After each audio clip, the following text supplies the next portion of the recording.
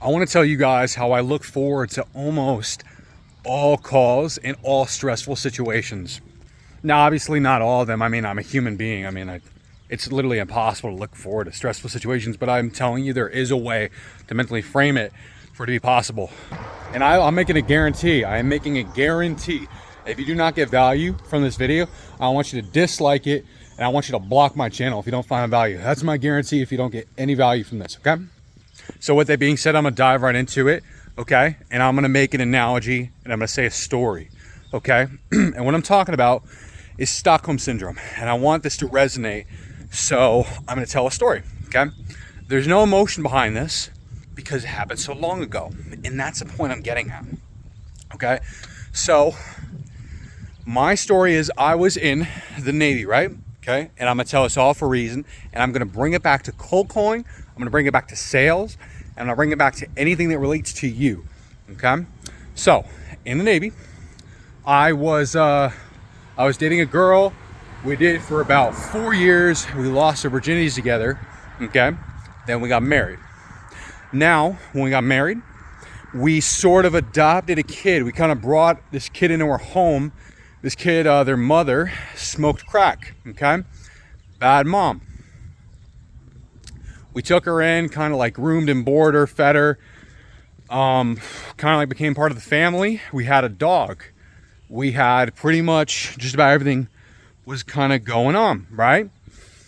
And so I lost all this weight. I went from 300 pounds to 180 pounds in about 6 months because I had one thing in my mind that to me was more important than anything.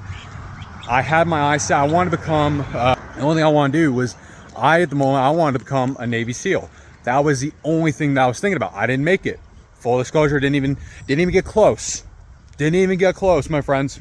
Not gonna even pretend that I did. But the point stands that everything I'm telling you is a fact, and that was the whole reason I joined. And so I went into the Navy during COVID, and dude, and during COVID, I wasn't swimming a lot because they had all the pools closed. No excuses, but yeah, man, I just wasn't swimming a lot. And so when I went in, I had a moment where in the middle of swimming, and we were doing it so much that I don't know why, but I got to the point where like I was in the water and I was like pretty sure I was gonna pass out from shallow water blackout, whatever the fuck, man. But point is that like I ended up getting out of the pool once we were done and was going to the locker room, and I got in the locker room and just fucking passed out. But I remember when I was in the water, I was like so fucking sure I was gonna pass out, and I was like, man, fuck, dude, if I pass out, I'm gonna die. So I was thinking, you know, and I'm not trying to over dramatize it, but I'm just trying to like make you think how much my brain was and the amount of cortisol was going through my head, right? And in that moment, I was like thinking two things. I was like, okay, one, God won't let me die. If he does, then it's time. And it's not like an over dramatized thought. It's just kind of how I think of it. And number two, I was thinking about my wife. It was the only two things I thought about. You know, I was like, man, I can't quit this thing because I left her alone. I left her alone with like the dog and the responsibilities and all this kid and all this shit. And I went to go do this thing, which is, it's not selfish, right? I went to go do it for me, and I'm fucking so happy I did it because you need to do things for you. But I'm gonna build this story up more to kind of show you. So eventually I got very hurt through doing this. And what ended up happening, what I found was I lost all that weight, 300 pounds to 180. My bones and my joints and my ligaments, however David Goggins did it, I didn't do it the same way as him. So essentially when I was in there, I think my rotator cuff was, I can't say that. I tore my rotator cuff in the Navy, and it sure got bad. And my knee, yeah, man, I was feeling it in fucking boot camp. And then I just fucking tore apparently like a meniscus, like this little lip in my leg. It's like right over here that got torn. And then my leg turned into like this edema, like kind of like a Walmart lady's ankle. It was really like kind of fucking big and gross. and my femur had a stress fracture in it. I had a rotator cuff tear, chest tear, like back tear, like everything just got torn. And then like I was in a point where like they wouldn't let me be in a wheelchair, so I had to like choose. I'm dead serious. I'm not over traumatizing this, man. I'm not over dramatizing. I had to choose which body part to heal at a time. So I had to choose to heal my leg first, and I had to be on crutches because there's no fucking wheelchair. I was in like, you know, fucking Great Lakes and the pit hole of the Navy, and yeah, you're not gonna be in a wheelchair in that base. So like I have all kinds of funny stories while I was on crutches, but this certainly is not one of them. So getting forth with the story, imagine like it took like months till I got to the point where I could lift my arm up to here and then to here, eventually over my head. And I couldn't even shave my face. I couldn't even hold a phone to my head because it just hurts so bad. And during all this, right, I was thinking like, I'm just telling you my thoughts. I'm not making myself out to seem like I'm more than I am. I just want to become a SEAL. That's all I want to do, dude. Okay? I was at a very low point in my life, and I'm like, dude, just SEAL, SEAL, SEAL, okay? And once I got dropped, my thought then became, it was wife, wife, wife. That's the only reason I'm alive. It's the only reason I'm doing this. That's a terrible thought, by the way. You never want to put women on a pedestal, but when you're in the military, men are infamous for it. Men always put women on a pedestal when they're military. They think their women's 10 times better, okay? So again, imagine, right? I lost all this weight. Do you know how stressful it is to lose 120 fucking pounds? To do this like amazingly ambitious goal. Left everything behind, okay? And then my dog ended up breaking through the fucking screen door. People were blaming me because when I left the military, I think something happened and I broke the screen door. Leave it at that, okay? Nothing crazy, don't ask into it. But I broke the screen door, and my wife, she's a very skinny lady. The dog was a big pit bull, over 100 pounds, broke through the screen door, and then I think it killed another dog.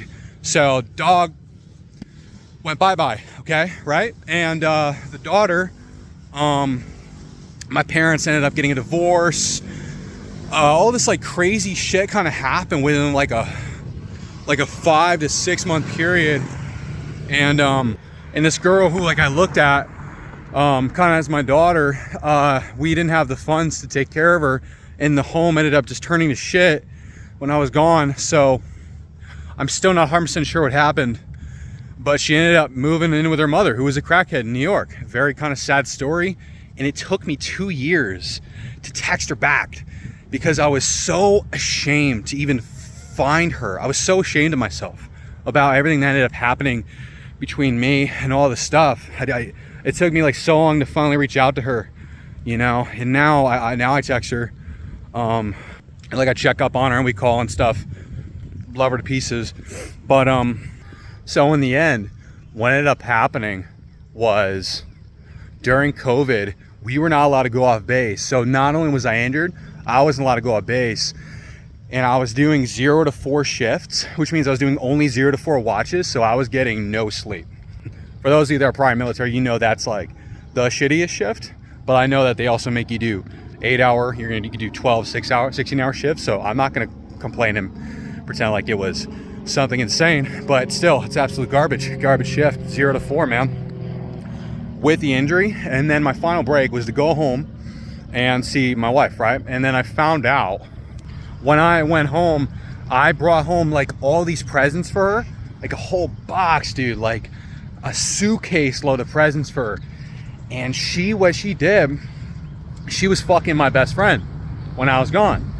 And when I came home, she ended up giving him all my gifts, you know? And fucking, yeah, she like wanted a divorce so she could date him, okay? So imagine me completely like incapacitated. I'm in a wheelchair because I'm trying to heal just my shoulder. So finally, like I get a chance to be in a wheelchair. That's all I want, is just to be in a wheelchair. And then not only that, okay, but, and I want to tell you this to give you the full picture. I don't want to be extra grotesque for no reason, but it's only for the full picture. They were having threesomes and they were bragging to me about it as well. okay? And you may think, why were they bragging to you? Well, what do you think happens when I have my best friend's number and I find out he's fucking my wife? I'm gonna fucking, the texts were pretty bad. So he fucking sent some hateful fucking shit back. And yeah, he sent photos and videos and shit. So I'm in a wheelchair and I'm looking at that. So you can only imagine how much that fucked me up, right? Imagine, man, like we're virgins when we fuck, when we first, you know, made love, whatever the fuck you want to say. Dated for 4 years, did all this. And then this happened. This is my first breakup ever like this, in this situation, in a wheelchair. On Christmas, dog. Christmas. Not making a single fucking bit of this up. Not 1%. So now we're gonna get into the good stuff, into the stuff you can actually take away, okay? So people were saying to me, man, they're like, dude, I know this is gonna sound crazy, but it will get better. And one day, you're gonna look back at this, and it's gonna be nothing to you. Nothing. And I'm saying, I'm like getting in fights because I'm very angry at my situation. And when I say I'm hurt, I re-ripped my rotator cuff twice because I decided to get in fights. I'm not gonna blame the world. I'm not gonna blame anybody else for antagonizing me. I made that decision. I re-hurt myself. And my injury, it's my fault. My injury's taken 2 years to recover from a shoulder injury, okay? And I made it much worse, okay? And I'm saying, dog, what the fuck are you talking about? This shit is not getting better, dog. It is rainy days. Are you fucking kidding me? I'm waking up every night in cold sweats. I'm waking up screaming at the top of my lungs. People are scared of me because I'm waking up screaming, fucking throwing shit with my left arm. Okay, like smashing shit with my left fucking arm because my right doesn't even work until I'm really angry and I fucking use it anyway. Right? And guess fucking what? 3 months later, maybe this is a sociopathically low quantity of time, but 3 months later, dog, it didn't hurt even close to as much. Not even close. Okay? I was dating another girl within like 3.5 months. 6 months later, okay? Dude, it was like nothing. 6 months later, I was like, oh yeah, that happened. Yeah, that did happen. Yeah, anyway, so what are we gonna get to eat, you know? Nothing. It was nothing, dog. Okay, now I'm gonna loop it back, right? So going to cold calling, sales, discovery calls, all that stuff, that is all perceived pain, okay? And when you're doing this, your brain has to adapt. It has to adapt, okay? So I want you to imagine a field that you're in. Maybe you're in the computer science field, whatever you're doing. Maybe you're in the military. Maybe you're in work a job at Walmart. Whatever you did at one point, you were uncomfortable with it, but now this thing is your comfort zone. For me, for example, I do a lot of SEO, lead gen, and I sell. Now, selling still is not the most comfortable thing for me, but when I've been cold calling for like, a year straight, dude, it's a little bit more comfortable, right? So I'm going over the Stockholm Syndrome philosophy, right? Where your brain has no choice but to adapt. When you do something over and over and over and over and over again, you tell yourself, hey man, for the first month, I'm going to suck at this. I'm going to be so bad at cold calling. I'm going to get no sales. I'm going to get nothing but no's, but I'm going to grow. Okay, you hear these people at the top, all these people like at the top, okay, and they're like, dude, you almost get this nostalgic feeling thinking back. Grant Cardone, man, I guarantee you all these guys, Jordan Belfort, they're like, dude, like they get a little nostalgia. You're like, dude, I want to be in the trenches again. Like, let me knock door to door. Give me the phone. Give me like something close. Give me a cold call. They could do that shit in their sleep, man. In their sleep. And then the guys that are in the trenches, they're saying, what the fuck are you talking about? You want to fucking do it? Here, take the fucking phone. This shit sucks. It's crazy, man. So it doesn't matter what you're doing, okay? Conor McGregor has been in so many fights that I guarantee you that obviously he still gets a little bit of this emotion, this anxiety that comes when you step in the ring, but it's not going to be even close as much as the first time, okay? Dave Chappelle and Chris Rock and Kevin Hart are not getting even close to the same quantity of stress stepping into Madison Square Garden to do a comedy show in front of millions of people for a Netflix special that will be broadcasted on Nashville television, okay? They're not even getting as much stress as some people do doing it in front of 10 people. They're getting less stress.